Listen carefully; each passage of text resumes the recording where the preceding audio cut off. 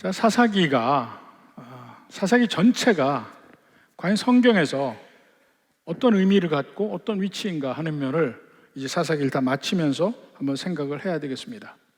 구체적인 내용들은 우리가 봤지만 사사기가 상당히 어떻게 보면 애매한 이야기예요. 애매한 이야기.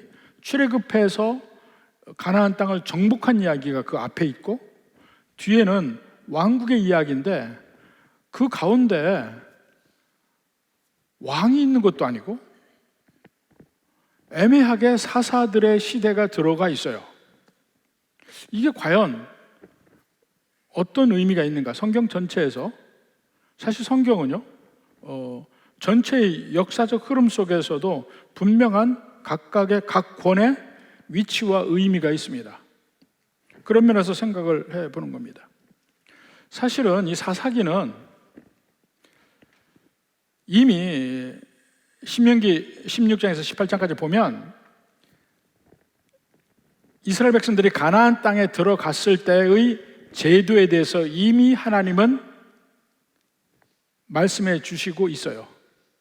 거기에 보면 이스라엘에는 왕도 있을 것이고 제사장도 있을 것이고 선지자도 있을 것입니다. 공식적인 직임으로, 공식적인 오피스로 그 직임들이 있을 거예요. 이미 왕이 있을 거라는 걸 하나님이 말씀하셨어요. 근데 그 왕은 하나님이 세우시는 왕이거든요. 이 세상의 왕과는 의미가 다르거든요. 하나님이 세우신 왕이 세워지면 그 왕은 하나님의 위임 권위를 가진 왕이에요. 근데 그 왕이 세워질 때까지 먼저 이스라엘 백성들에게 묻고 있는 게 있습니다. 내가 너희를 구원하고 너희가 내 백성이라고 하는데 너희는 진정으로 나를 왕으로 인정하는가 하는 면이에요. 진정으로 나를 왕으로 인정하는가? 지금 사사기 전체에서 하는 질문이 궁극적으로 너희에게 진정 하나님이 왕이냐 하고 묻고 있는 거예요.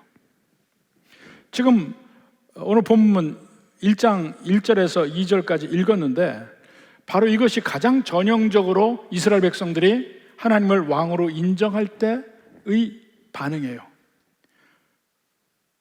1장 1절에 보니까 여호수아가 죽은 후에 하나님이 세우신 위임 권위가 없어졌어요. 그렇지만 그 위임 권위를 가진 여호수아가 없더라도 하나님이 계시거든요. 또 여호수아 1장 1절에도 모세가 죽은 후에라고 되어 있어요. 하나님이 출애굽할 때를 보면 이스라엘 백성들에게 모세는 절대적인 존재입니다. 그렇지만 하나님의 위임 권위를 받은 존재이고 그 모세에게 순종한다는 것이 궁극적으로 하나님께 순종하는 거였어요.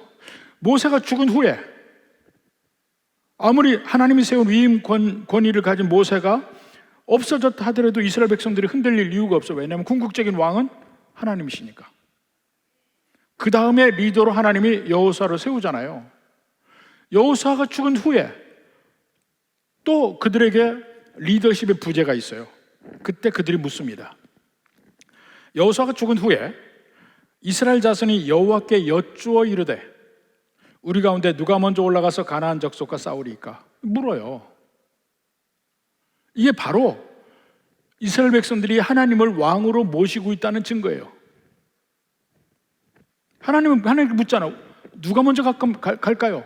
지금 리더가 없으니까. 근데 하나님이 2절에 보니까 유다가 먼저 올라가라 얘기해요. 이 안에는 이미 유다 족속이 왕이 거기서 배출되는 족속이라는 것이 암시가 되어 있어요.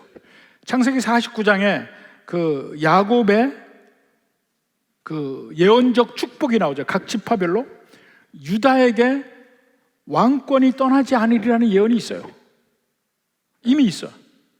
지금 리더가 없는 와중에도 누가 먼저 올라가리까? 누가 앞장서리까? 유다가 먼저 올라가라요. 그런데 사사기 전체에서 그 왕권의 문제에 대해서 그들이 끊임없이 죄를 짓고 있는 거예요. 하나님을 왕으로 인정하지 않는 거예요. 그래서 마지막 끝날 때 어떻게 끝납니까? 그때 이스라엘에 왕이 없으므로 사람들이 각기 자기 속에는 옳은 대로 행하더라. 그렇게 끝나는 거예요.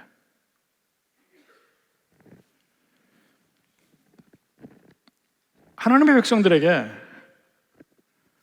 하나님이 왕이냐 아니냐, 이것이 대단히 중요한 문제입니다. 이건 에덴 동산까지 거슬러 가요.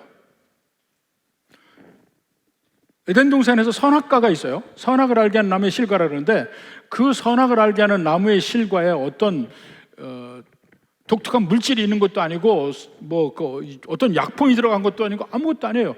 거기에는 정말 너에게, 아담과 하와에게 얘기합니다. 정말 너에게 하나님이 왕이냐 아니냐를 묻고 있는 거예요. 선악과를 따먹지 않는 한 하나님을 왕으로 인정하는 것이었고, 선악과를 따먹는 순간 하나님의 왕권을 거역하는 거였습니다. 하나님의 왕권을 거역하는 순간 그들은 하나님과의 관계가 끊어지고, 동시에 생명과의 관계가 끊어지고 죽을 수밖에 없는 존재가 되어버리는 거예요. 결국 하나님의 왕권의 문제, 홍수 이후에 바벨탑 사건도 결국은 하나님이 왕이시냐 아니면 자기 스스로가 자기의 왕이냐 하는 문제에서 그들이 넘어지는 장면입니다. 창세기 11장 4절 보세요. 또 말하되, 자기들끼리 말합니다. 또 말하되, 자, 성읍과 탑을 건설하여 그 탑 꼭대기를 하늘에 닿게 하여 우리 이름을 내고, 우리 이름을 내라. 온 지면에 흩어짐을 면하자. 우리 이들의 생각 속에 하나님은 완전히 배제되어 있어요. 자기들이 중심이야. 하나님의 왕권이 배제된 상태예요. 결국 그들은 흩어짐을 당합니다. 그리고 나서 창세기에서 집중적으로 하나님의 품성이 나오는데, 그 품성은 오직 한마디로 귀결됩니다. 엘샤다이, 전능하신 하나님, 이 한마디로 귀결이 됩니다. 자, 창세기 17장 1절 봐요. 하나님이 아브라함과 언약을 할 때 처음으로 하나님의 이름을 이야기합니다. 아브라함이 99세 때 여호와께서 아브라함에게 나타나서 그에게 이르시되, 나는 전능한 하나님이라. 나는 전능한 하나님이라. 엘샤다이, 전능한 하나님이라. 스스로를 엘샤다이라고 소개합니다.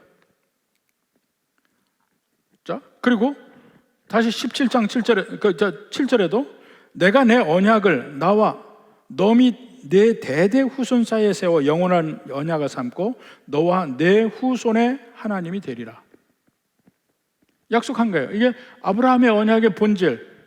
내가 너와 내 후손과 언약을 맺는데, 그 언약을 맺는 내가 누구냐면 전능한 하나님이에요. God Almighty. God Almighty. 전능한 하나님이 약속을 하는 거야. 그 약속을 하시면서 스스로를 전능한 하나님이라고 나타내시는 것은, 이 약속은 내가 반드시 지킬 것이고 지킬 능력이 있다는 걸 보여줘요. 사실 우리가 아무리 누구와도 약속을 해도 그 약속이 100% 지켜지지 않을 가능성이 많아요. 왜냐하면 우리는 전능하지 않으니까. 아무리 여러분들이 여러분 자녀를 사랑해도 그 아이들에게 약속한 거 지키지 못할 일이 많습니다. 전능하지 않으니까. 근데 하나님은 언약을 이야기하면서 제일 먼저 하나님의 품성을, 전능한 하나님을 계속해서 이야기를 해요. 그러면서 약속을 주시는 거예요. 또 35장 11절에도 하나님이 그에게 이르시되, 나는 전능한 하나님이라 생육하며 번성하라. 한 백성과 백성들의 총회가 내게서 나오고 왕들이 내 허리에서 나오리라. 이 약속인데, 그 약속의 효과가 어디에 달려있냐면 약속하는 그분에게 달려있는데, 그분의 특성이 뭐예요? 전능한 분이야. 이래서 창세기에 나오는 가장 중요한 하나님의 품성은 전능한 하나님이라고 나와요. 그리고 실제 그렇게 했다는 것을 출애굽 때 모세에게 이야기합니다. 모세에게. 출애굽기 6장 3절 봅시다.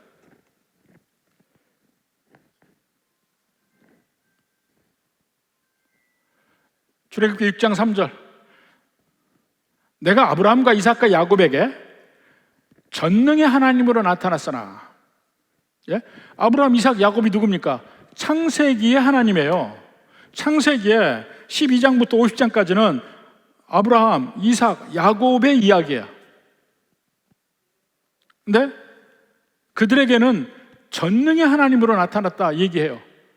그러니까 하나님이 의도적으로 그들에게는 God Almighty, 전능한 하나님, 말씀하시면 그대로 지킬 능력이 있는 하나님으로 보여줘요. 그러면서 나의 이름을 여호와로는 그들에게 알리지 아니하였고, 사실 여호와란 말이 창세기에 나오긴 하지만 진짜 여호와의 이름을 가지고 이야기한 것은 출애굽기 때 모세에게 처음이에요. 이제는 여호와라는 이름이 사실은 처음에는 어떤 의미인지 모릅니다. 그러나 그 역사가 계속되면서 하나님이 하신 일을, 어떤 일을 해놓고 나는 여호와로다 이야기해. 아, 하나님이 이런 분이구나. 또 그 다음에 어떤 역사 속에서 하나님이 어떤 일을 해. 그리고 또 얘기해요. 나는 여호와로다. 그래서 구약의 역사를 다 지나가면 그 여호와라는 이름 속에 하나님의 모든 품성이 역사 속에 있는 그 의미가 다 들어가요. 제가 최규현이라는 이름을 가진 것은 여러분 다 아시잖아요. 근데 제가 처음에 20여 년 전에 부임할 때도 그 이름을 알았어요. 물론 어떤 분은 이름을 잘못 쓰기도 했긴 했지만 이름을 알았어요. 근데 그때 아는 것과 20여 년간 저하고 같이 살면서 최규현이라는 이름을 들을 때 느끼는 면과는 완전히 다릅니다.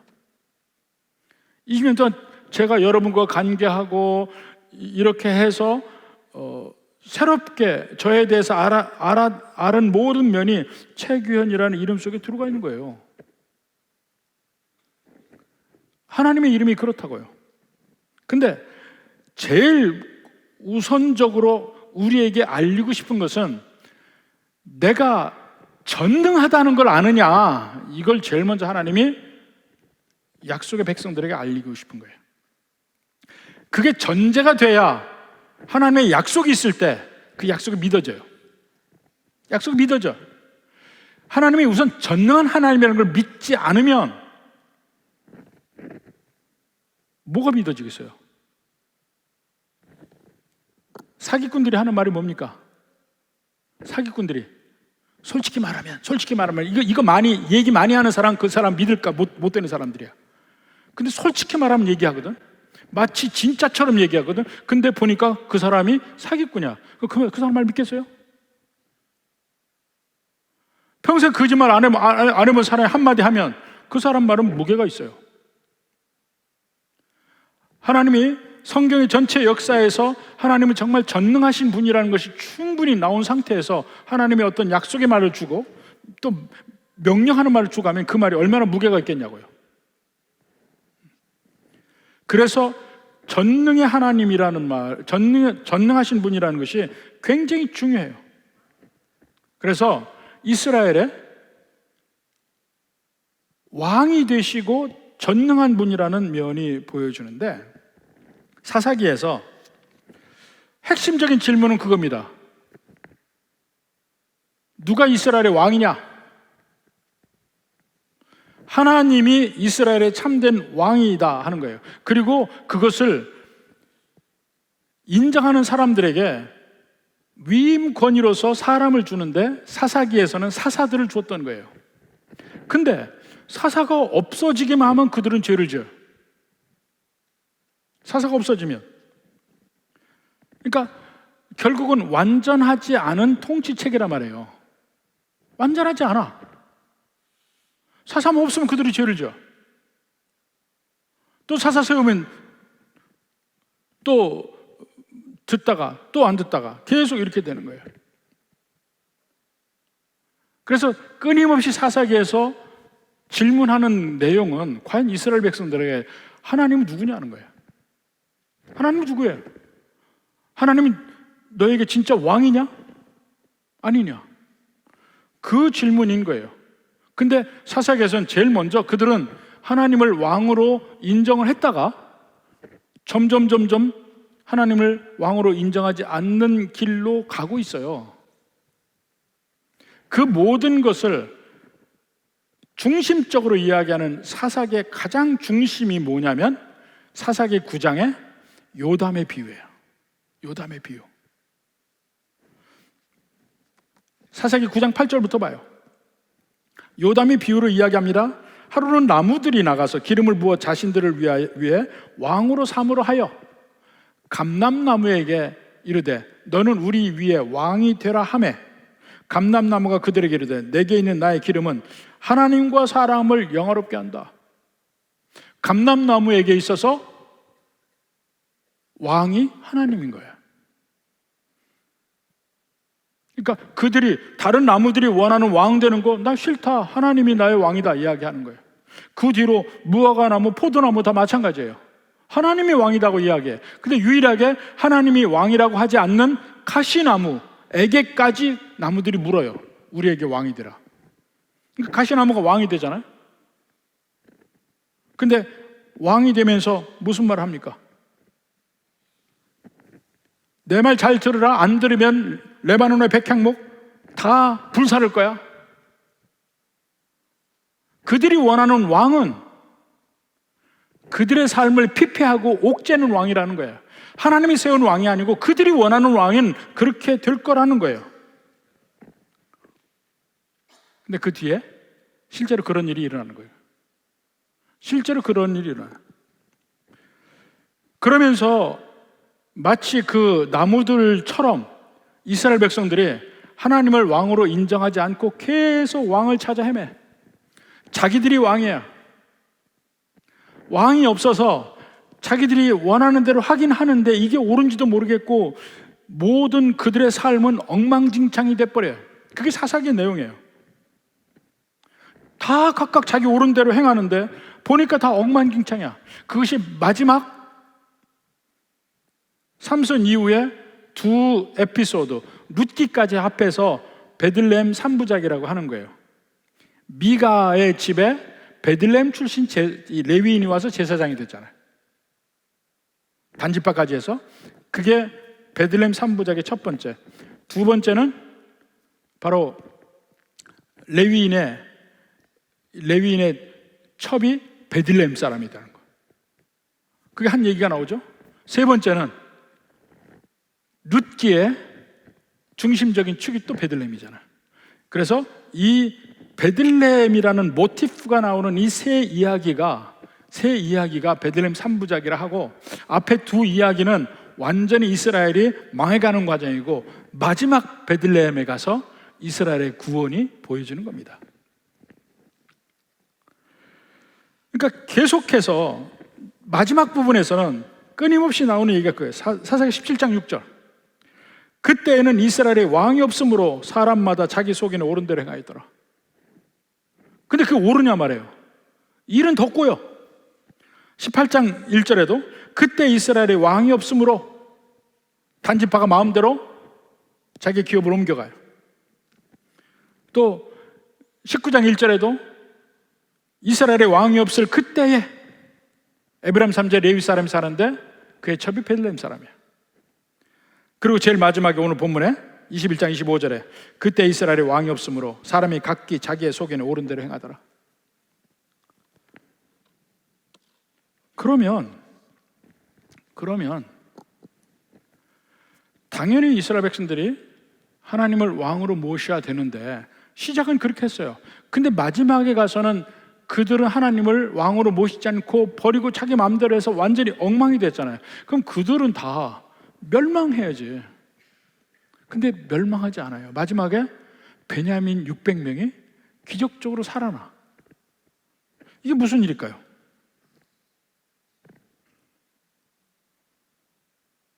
왜 사사기가 끝날 때 그들이 망하지 않을까?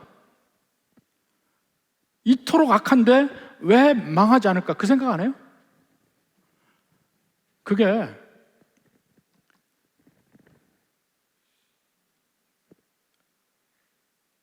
하나님의 언약적 은혜라고 얘기하는데, 사사기에 그럴지라도 망하지 않는 유일한 이유가 하나 있습니다. 하나님이 아브라함에게 한 언약 때문에 망하지 않는 거예요.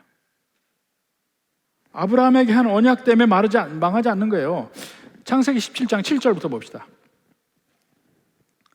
내가 내 언약을, 아브라함과 언약 맺는 장면이에요. 너와 너 및 내 대대 후손 사이에 세워서 영원한 언약을 삼고, 아브라함의 언약은요 영원한 언약이에요. 너와 내 후손의 하나님이 되리라. 이 하나님의 일방적인 약속이라니까요. 내가 너와 내 후손에게 내가 거류하는 이 땅, 곧 가나안 온 땅을 주어 영원한 기업이 되게 하고 나는 그들의 하나님이 되리라. 영원한 기업이 되게 한다는 거야. 조건이 없어요. 아브라함이 그렇게 약속했거든요. 근데 그 약속은 이스라엘 백성들이 하나님을 이렇게 왕이 되는 면에 있어서 하나님을 등지고 버리는데도 불구하고 하나님은 그들을 멸하지 않는 이유예요. 그러니까 자꾸 이 본문만 자꾸 생각하는데 성경 전체 흐름이 있다니까요. 이렇게 이스라엘이 죄를 짓고도 망하지 않는 이유가 뭐냐? 하나님은 아브라함에게 이미 영원한 언약을 주셨다니까. 그들이 온갖 일로 이리저리 패대기 치고 해도 그 명맥은 이어져 가요. 물론 명맥을 이어져 가는 그 방법은 이 로마서 9장, 10장, 11장을 봐야 돼. 계속 하나님이 그 중에 갈라쳐서 택하고 믿음의 백성들을 만들어가는 과정을 보이긴 하지만 결국 하나님의 백성은 멸망당하지 않아요. 아브라함의 언약 때문에 사사기 그 마지막 부분, 하나님을 왕으로 모시지 않음에도 불구하고 그들이 멸망당하지 않는 거야. 그래서 결국 하나님이 세운 왕을 만드는 과정이 사무엘 상하예요. 사무엘 상하에서 나와. 먼저 결국 사사기에 그들이 하나님을 왕으로 인정하지 않고 엉망진창으로 살면서도 갈급해. 우리에게 왕이 있으면 좋겠다는 생각을 해요. 그래서 사무엘을 찾아가죠. 사무엘상 8장부터 봅시다. 8장 4절부터. 이스라엘 모든 장로가 모여 라마에 있는 사무엘에게 나아가서 그에게 이르되 보소서 당신은 늙고 당신의 아들들은 당신의 행위에 따르지 아니하니 모든 나라와 같이 우리에게 왕을 세워 우리에게 다스리게 하소서한지라.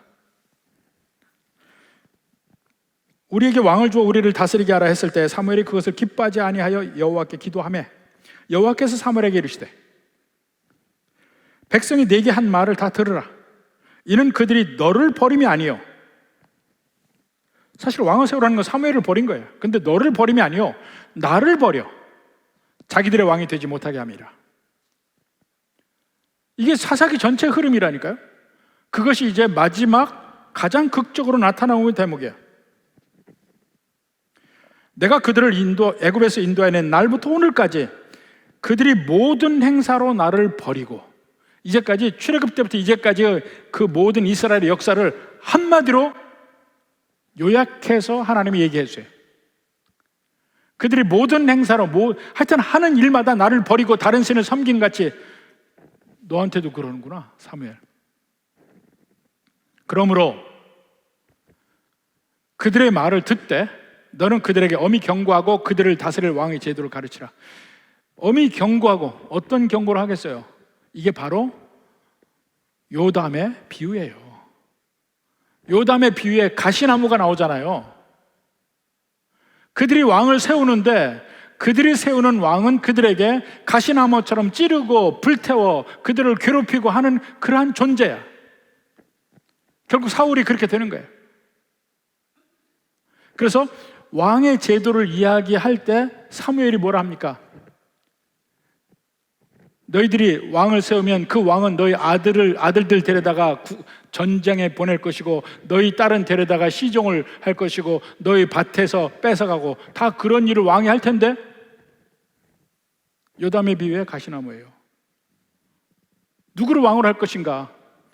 하나님이 왕이냐? 아니면 다른 왕이냐? 다른 왕이면 너희는 그 왕 밑에서 괴로울 수밖에 없어. 그러다 결국 그들이 사울 밑에서 그런 인생을 살다가 결국 대적들 사울이 어쩌지 못하잖아요. 골리앗이 나오는데 사울이 어떻게 해? 사울 존재도 없어요. 그들이 세운 왕이.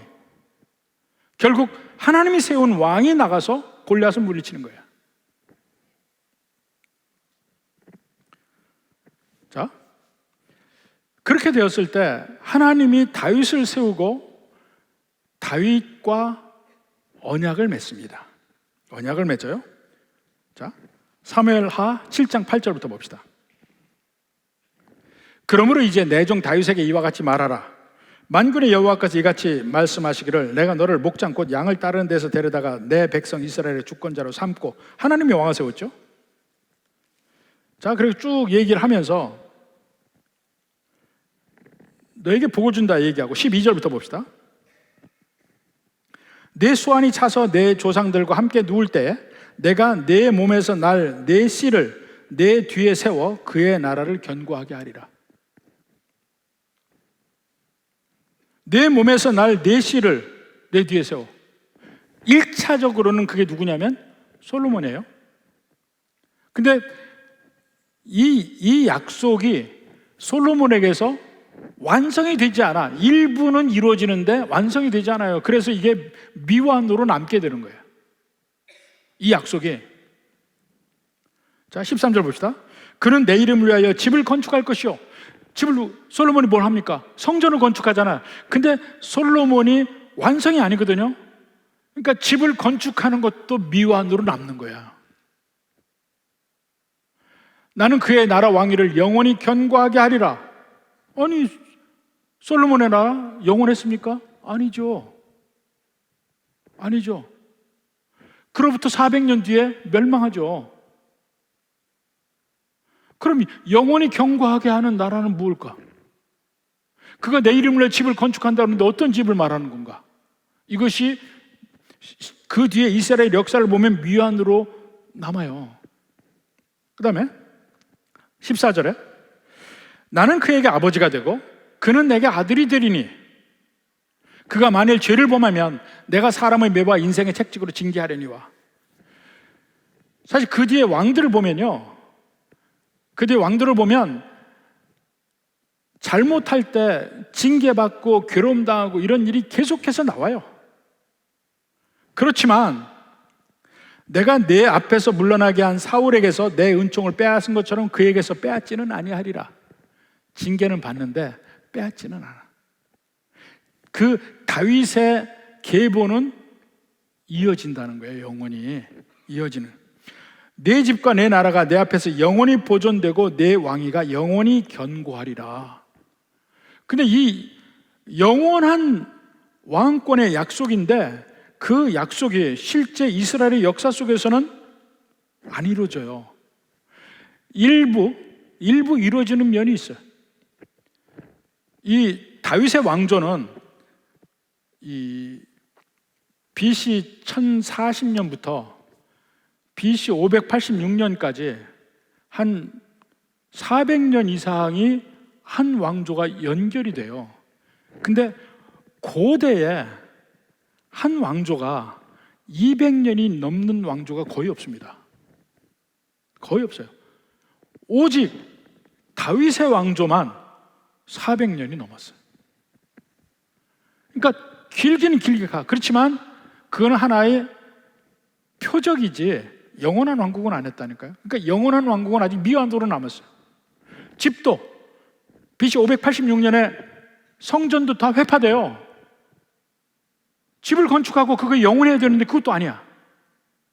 그 미완으로 남는 거예요. 그런 다윗의 언약이, 영원한 언약이, 왕의 언약이 있는데 결국 멸망하잖아요. 멸망합니다. 열왕기 하에 가면 시드기야 왕까지 해서 남한국 유다까지 완전히 멸망해요, 느부갓네살 왕에게. 그런데 참 묘하게 사사기 제일 끝에도 이스라엘 백성들이 다 베냐민 족속이 다 거의 멸망하기 직전인데 600명이 살았잖아요.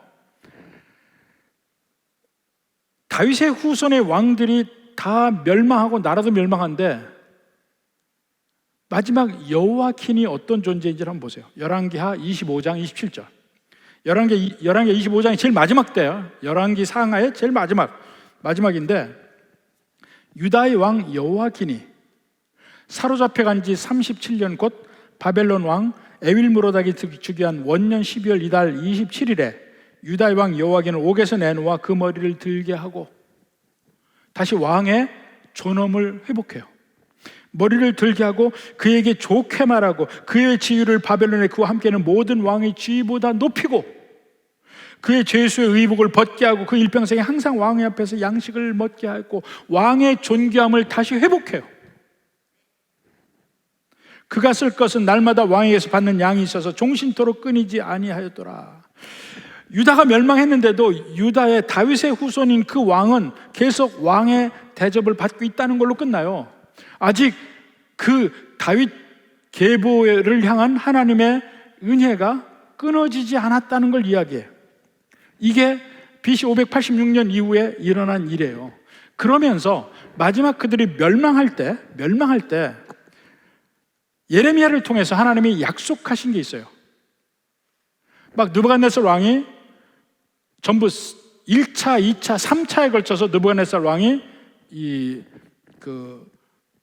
유다, 예루살렘을 침공을 합니다.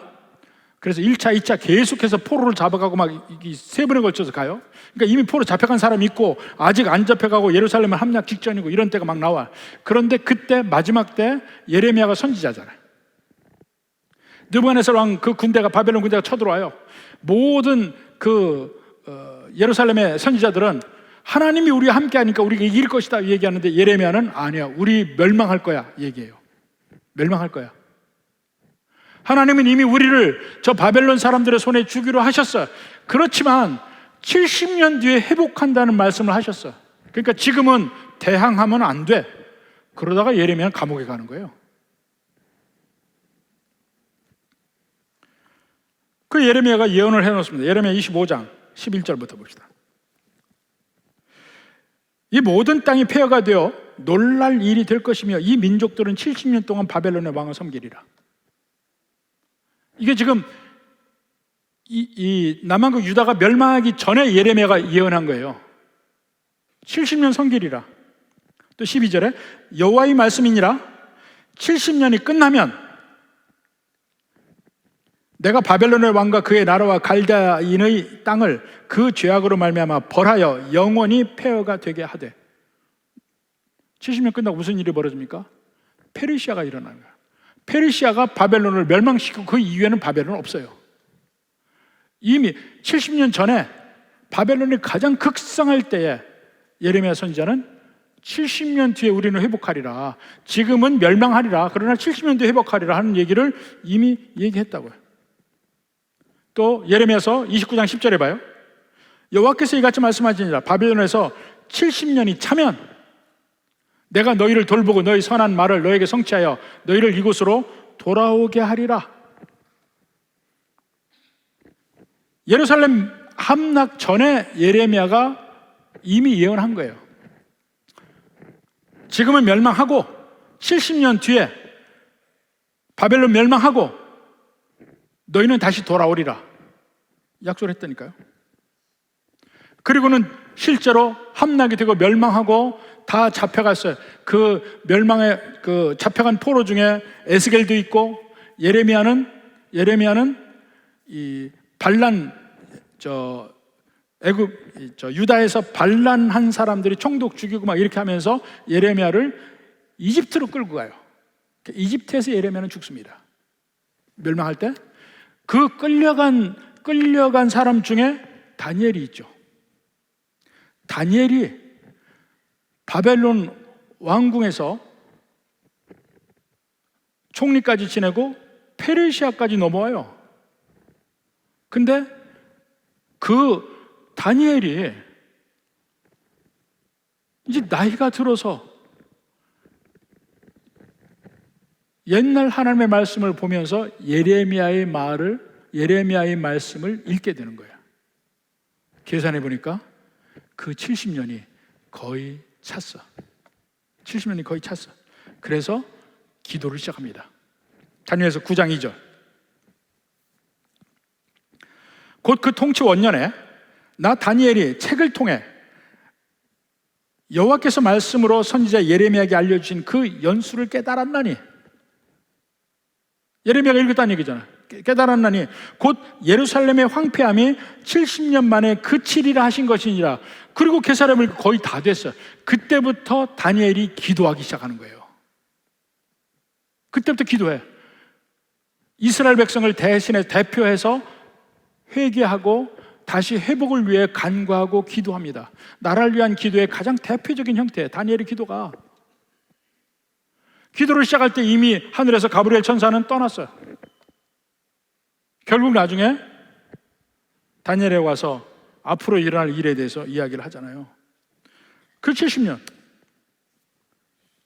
자, 그리고 나서 스가랴 선지자도 그 면을 이야기합니다. 스가랴서 1장 12절 봐요. 여호와의 천사가 대답하여 이르되 만군의 여호와여, 여호와께서 언제까지 예루살렘과 유다 성읍을 불쌍히 여기지 아니하시려 하나이까? 이를 노하신 지 70년이 되었나이다 하매.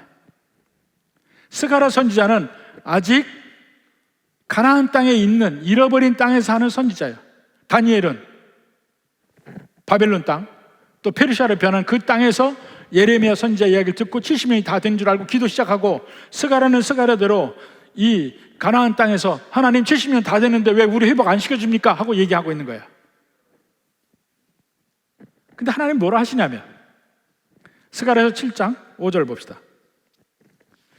7장 5절에 보면 온 땅의 백성과 제사장들에게 이르라, 하나님 말씀입니다.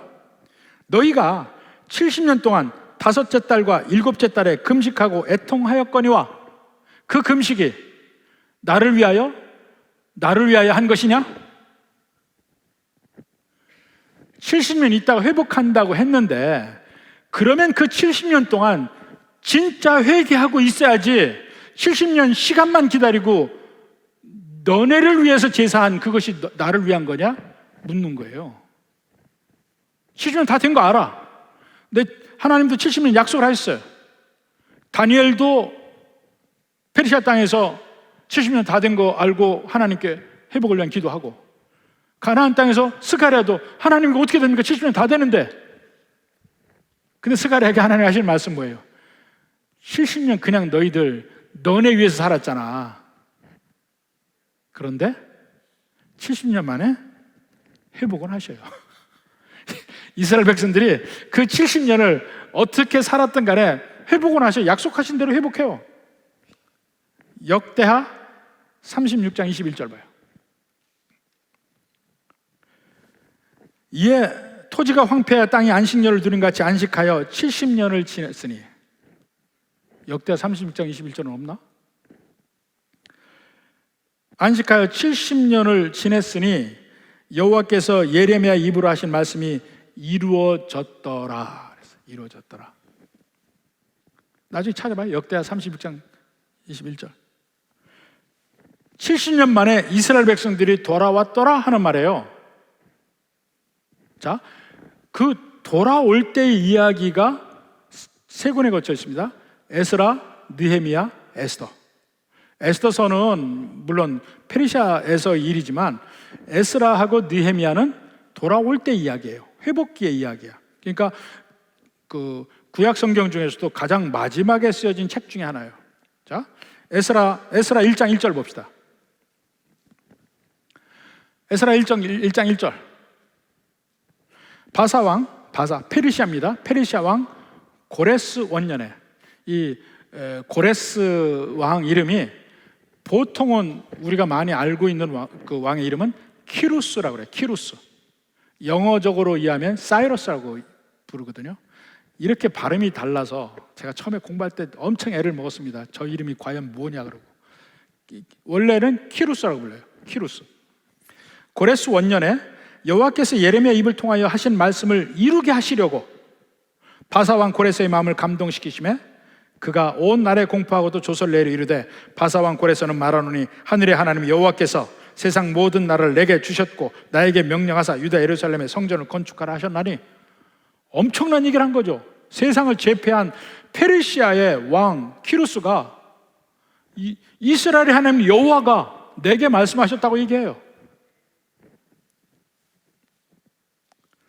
그래서 스룹바벨과 그 일행이 돌아옵니다.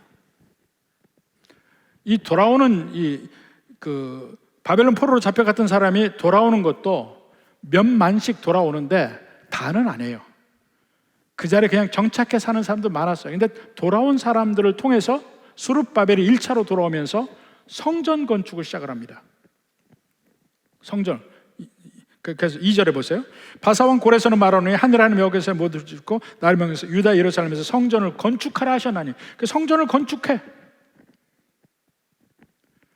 자, 그래서 성전을 건축해서 6장 14절 봐요. 에스라. 유다 사람의 장로들이 선지자 학개와 이또의 손자 스가랴의 권면을 따랐으므로. 학개 스가랴가 정말 회복기의 선지자예요. 그러니까 학개 스가랴 말라기, 제일 마지막 선지자야. 학개서 읽어봐요.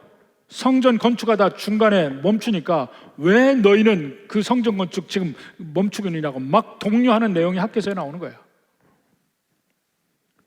자, 권면을 따라서는 성전 건축하는 일이 형통한지라.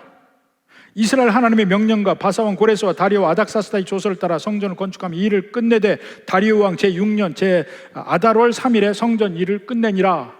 이때가 언제냐면 BC 516년이에요 516년?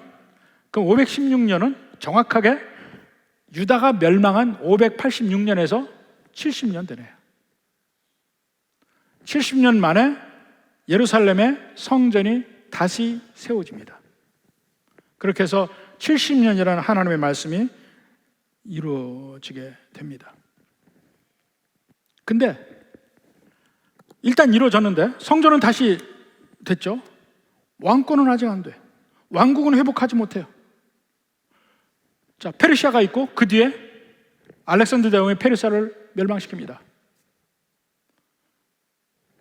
또 알렉산더 대왕이 일찍 죽어서 제일 먼저 이 팔레스타인 땅은 이 네 장군으로 갈라져서 알렉산더 대왕의 땅을 다스릴 때 제일 먼저 애굽을 중심으로 한 프톨레미라고도 하죠. 톨레미 왕조가 다스립니다. 그때는 편안했어요. 그들이 여호와 하나님을 믿는데 간섭하지 않았습니다. 근데 그 뒤에 톨레미 왕조가 프톨레미라고 해요. 프톨레미 왕조가 점점 줄어들면서 이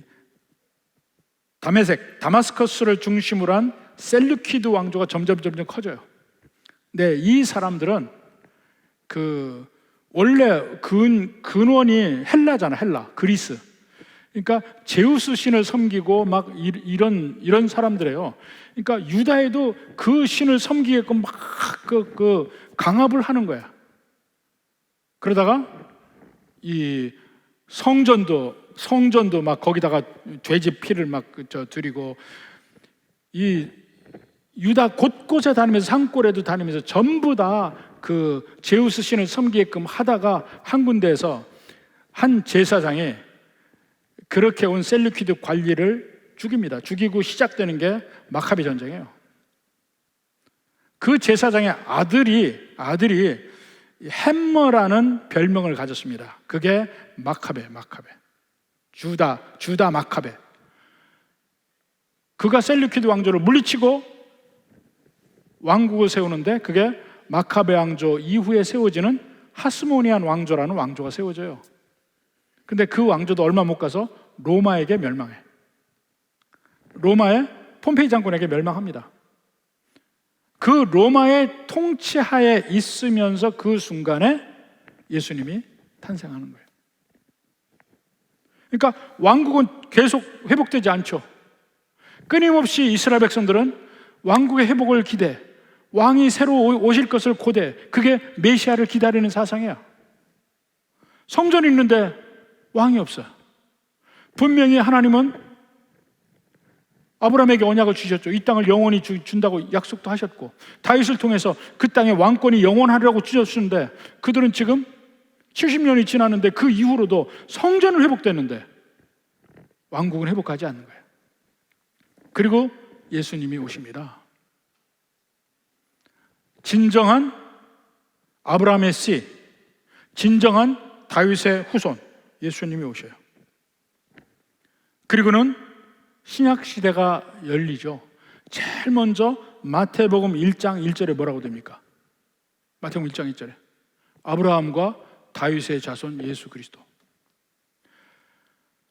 이게 그냥 아브라함 다 그냥 얘기하는 게 아니에요.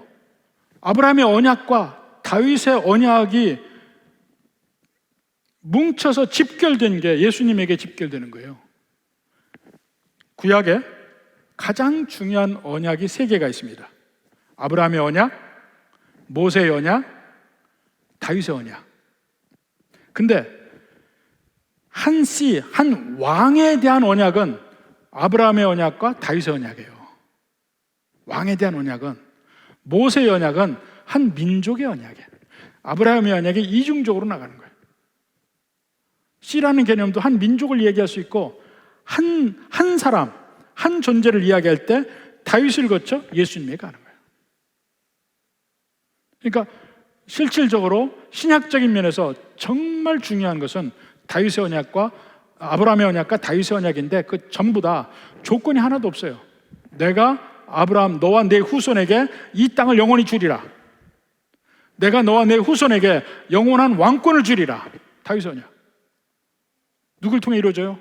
예수님에게서 이루어지는 거예요. 예수님이 진정한 아브라함의 씨, 예수님이 진정한 다윗의 후손, 다윗의 아들, 참된 아들, 이렇게 내려옵니다. 그래서 사사기에 보면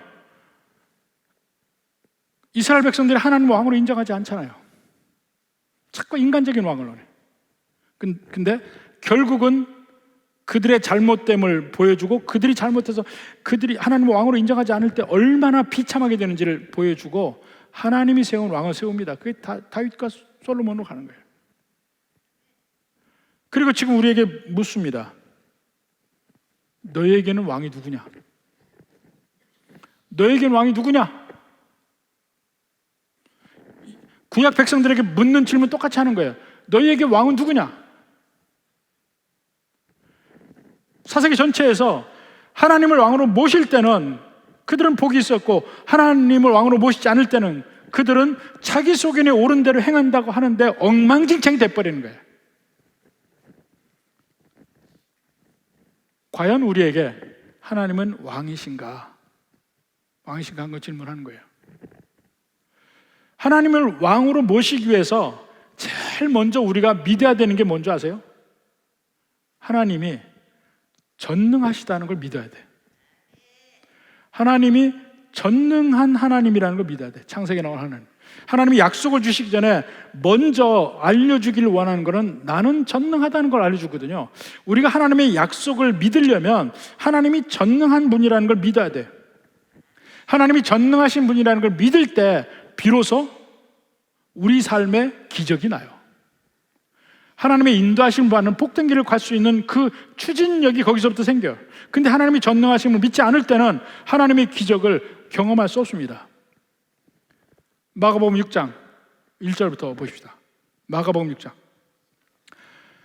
예수께서 거기를 떠나서 고향으로 가시니 제자들도 따르니라. 고향으로 가셨어요. 그 다음에 봅시다. 안식일에 대해 회당에서 가르치시니 많은 사람이 듣고 놀라 이르되, 이 사람이 어디서 이런 것을 얻었느냐? 이 사람은 받은 지혜와 이스크도 모든 권능이 어찌 됨이냐? 예수님의 모든 가르침을 보고 놀래요. 그 다음에 그런데 마리아 아들 목수가 아니냐? 이들의 형제가 아니냐? 하고 예수님을 깎아내리기 시작해. 그 다음에 그래서 우리 함께 여기 있자니 하고 예수를 배척해. 예수님을 안 믿어. 예수님을 전능한 분이라고 믿지 않아요. 그 다음에 예수께서 그들에게 이르실 때 선지자가 자기 고향에 자기 친척과 자기 배는 곧 존경을 받지 못하면 없느니라 하시며 5절 6절 거기서는 아무 권능도 행하실 수 없어. 예수님이 할 수 없다는 얘기를 해요. 아무 권능도 행하실 수 없어. 다만 소수의 병자에게 안수하여 고치실 뿐이었고, 그 다음에 그들이 믿지 않음을 이상히 여기셨더라. 그 권능을 행하실 수 없다는 건 그 근본이 뭡니까? 그들이 안 믿어요. 예수님이 하나님께로부터 왔다는 것, 예수님이 하나님의 전능한 손을 가지고 있다는 걸 믿지 않아요. 거기서는 기적이 나타나질 않는 거예요. 우리의 삶에서도 하나님의 기적이 우리 삶에 나타납니다. 누구에게요? 하나님이 전능하시다는 것을 믿는 사람들의 삶에 나타나요. 근데 전능하시다는 걸 믿는 면이 여러분의 삶에 어디에 드러나냐고요. 하나님을 온전히 의지하고 있다는 게 어디서 나타나냐고. 하나님이 전능하시다는 걸 믿는 사람은 전적으로 하나님을 의지하게 되어 있어요. 그래서 하나님의 뜻에 순종하게 되어 있어. 내가 이해되지 않더라도, 내 뜻과 반대되는 면에 하나님의 명령이 있더라도 그 하나님의 명령을 붙들고 그 말씀에 순종하게 되어 있어요. 왜요? 하나님의 전능하심을 믿으니까. 나를 안 믿고 하나님을 믿으니까. 그래야 기적을 경험하는 거예요. 내가 누군데 이 사람에게는 하나님의 전능하심, 하나님의 기적 나타나지 않아요. 다른 사람의 마음에 귀를 막은 사람 안 나타나요. 나사렛 백성들, 그들은 예수님에 대해서 믿지 않으므로 기적을 경험 못합니다. 기적을 경험하지 못하는 여러 가지 특징들을 봐요. 1차적으로 기도하지 않는 사람. 요즘에 기도가 많이 약해지잖아요. 왜 기도 안 할까요? 주님의 전능하심을 못 믿으니까 기도하지 않아. 교만해져서 하나님 없이도 살 수 있다고 생각할 때 기도 안 해. 하나님이 이런 것까지 간섭하실까 생각하니까 기도 안 해. 모든 각 부분에서 하나님의 손길이 있고 전능한 손길이 있다는 걸 믿을 때 비로소 기도가 시작이 됩니다. 그리고 하나님 말씀 안 보는 사람도 마찬가지야. 전능하신 하나님의 뜻이 어디 있는지를 알아야 될 거 아니에요. 말씀 안 보는 사람은 하나님 전능하셔요. 근데 전능하신 하나님의 뜻이 뭔지 알아? 모르잖아. 성경 보지 않고는 어떻게 알아요? 하나님이 우리 환경에서도 하나님 말씀하시고 우리 주변 사람을 통해서도 하나님 말씀하셔요. 그들에게 여러분의 마음의 귀를 기울이고 있어요? 환경에 마음의 귀를 기울입니까? 교만한 사람은 안 들려요. 남의 말 귀가 안 들어와. 내게 선할 말 하는 사람의 그 말이 귀가 안 들어와요. 스스로 교만할 때. 낮아지는 사람 누구냐면 하나님의 전능하심을 인정한 사람이 낮아지는 거예요.